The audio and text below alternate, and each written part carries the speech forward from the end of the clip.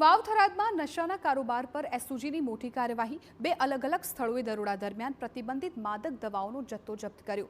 રૂપિયા 6.89 કરોડની 8,000થી વધુ ટ્રામાડોલની ગોળીઓ જપ્ત કરવામાં આવી।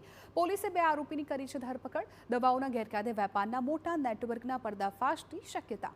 એસઓજીને મળેલી ચોક્કસ બાતમીના આધારે થરાદ શહેરના માધવ કોમ્પ્લેક્સમાં આવેલા ગોડાઉન પર દરોડા પાડવામાં આવ્યા। તપાસ દરમિયાન ત્યાંથી 7,400 ટ્રામાડોલ ગોળીઓ મળી આવી હતી, જેની કિંમત અંદાજે રૂપિયા 6.87 કરોડ જેટલી છે।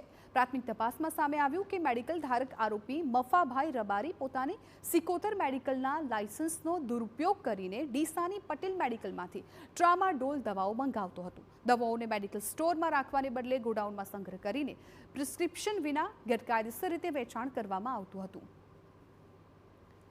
મફા રબારીએ દવાઓનો જથ્થો ધરણીધર તાલુકાના ચોથા નેસડા ગામના વિક્રમ રાજપૂતને વેચ્યું હોવાનું સામે આવતા પોલીસે ત્યાં પણ દરોડા પાડ્યા। 2.64 લાખની કિંમતથી વધુ 660 નંગ પ્રતિબંધિત દવાની ગોળીઓ જપ્ત કરવામાં આવી છે। પોલીસે આરોપીઓ મફા રબારી અને વિક્રમ રાજપૂતની ધરપકડ કરી છે। સાથે જ આ પ્રતિબંધિત દવાઓ ક્યાંથી લાવવામાં આવતી હતી, કોના મારફતે સપ્લાય થતી હતી અને સમગ્ર રેકેટનો મુખ્ય સૂત્રધાર કોણ છે તે દિશામાં તપાસ શરૂ કરી છે। થરાદના માધવ કોમ્પ્લેક્સમાં પ્રથમ માળે ગોડાઉન આવેલ હોય કે જે પાછળની બાજુ આવેલ છે, ત્યાં કુલ 7,400 નંગ ટ્રામાડોલ દવાઓ કે જે કાયદાથી નિયંત્રિત અને પ્રતિબંધિત માદક દવાઓ હોય, જેની કુલ કિંમત 6,87,13,600 તથા મોબાઈલ સહિત અન્ય મુદ્દામાલ મળતા 6,87,23,600 નો મુદ્દામાલ કબજે કરેલ હતો।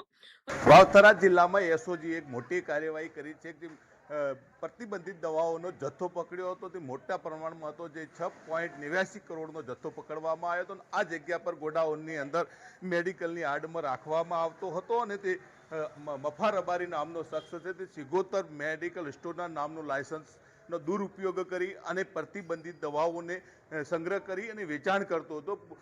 એસઓજીની બાતમી મળી હતી ત્યારે આ ગોડાઉન ઉપર રેડ પાડી હતી। મોટા પ્રમાણમાં 7,400થી વધુ દવાઓ મળી આવી હતી, જેને લઈને કાર્યવાહી કરી હતી। મફાની ધરપકડ બાદ સમગ્ર મામલે તપાસ કરવામાં આવી હતી અને મફાના રબારીના પૂછપરછમાં સામે આવ્યું હતું ચોથા નેસડા ગામના વિક્રમ રાજપૂતને જથ્થો વેચવામાં આવ્યો છે। એસઓજી ત્યાં રેડ કર્યા બાદ વિક્રમ રાજપૂતની પકડ કરી હતી, ત્યાંથી પણ જથ્થાને કબજે લેવામાં આવ્યો હતો। આપ જોઈ રહ્યા છો તે મુખ્ય બજાર છે। મુખ્ય બજારની અંદર વિજય બિઝનેસની પાછળ આવેલ માધવ કોમ્પ્લેક્સની અંદર આ ગોરખ ધંધો ચાલતો હતો પ્રતિબંધિત દવાનું વેચાણનો। એક તરફ મુખ્ય બજાર છે, બીજી તરફ બિઝનેસ સેન્ટર આવેલું છે, શાક માર્કેટ આવેલું છે। ધમધમતી બજારની વચ્ચોવચ્ચ ગેરકાયદેસર પ્રવૃત્તિ કરવામાં આવતી હતી, પરંતુ કોઈનું ધ્યાન કેમ ન કર્યું તે પણ એક મોટો સવાલ છે। બીજી તરફ એસઓજી એની તપાસ કરી રહી છે, આરોપીઓના રિમાન્ડની માંગણી કરી છે અને રિમાન્ડ બાદ સામે આવશે કે વધુ જથ્થો ક્યાં વેચવામાં આવ્યો હતો, ક્યાંથી લાવવામાં આવ્યો। દિનેશ ઠાકોર, TV9 વાવ થરાદ।